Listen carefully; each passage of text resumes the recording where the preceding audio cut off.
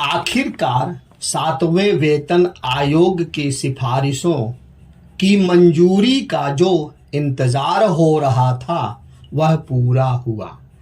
इससे करीब 47 लाख केंद्रीय कर्मचारियों और 53 लाख पेंशन धारकों को खुश होना चाहिए, लेकिन यह अजीब है कि कर्मचारियों के कुछ संगठन न केवल नाराजगी प्रकट कर रहे हैं बल्कि हड़ताल पर जाने की चेतावनी भी दे रहे हैं।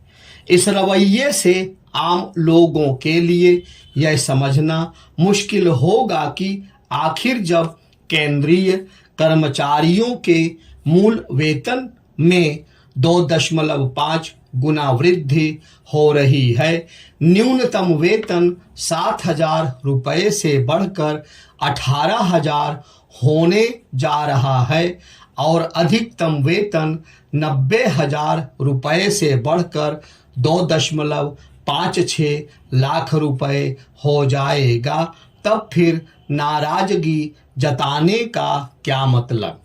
विडंबना यह है कि ऐसा हमेशा होता है। ऐसा लगता है कि कुछ काम परिपाटी सी बन गए हैं।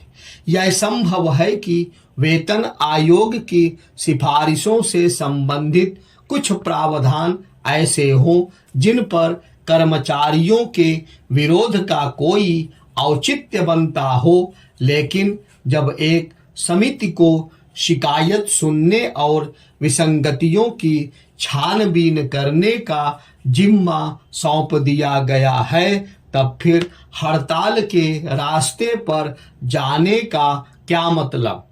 बेहतर हो कि नाराज कर्मचारी संगठन सरकार से बातचीत के जरिए समस्या सुलझाने की राह पकड़े।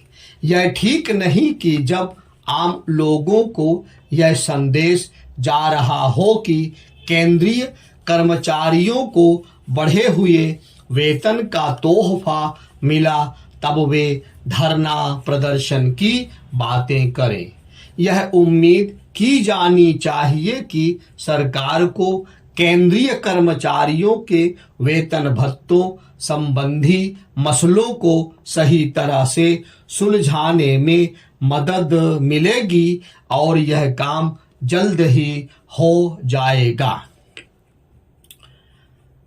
हालांकि 7वें वेतन आयोग की सिफारिशें लागू होने से सरकारी खजाने पर करीब 1.02 लाख करोड़ रुपए का बोझ पड़ेगा, लेकिन इसका एक पहलू यह भी है कि केंद्रीय कर्मचारियों के वेतन बढ़ने से अर्थव्यवस्था में करीब 1 लाख करोड़ रुपए आने का अनुमान है।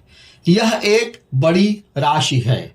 इससे उपभोक्ता मांग बढ़ेगी और उसका लाभ जीडीपी वृद्धि में दिखना चाहिए। केंद्रीय कर्मचारियों और पेंशन धारकों के रूप में 1 करोड़ लोगों की क्रय क्षमता में वृद्धि होने के सकारात्मक नतीजे अर्थव्यवस्था को हासिल होंगे। इसके संकेत गत दिवस रियल इस्टेट, ऑटो और सीमेंट कंपनियों के शेयरों में तेजी देखने से भी मिले।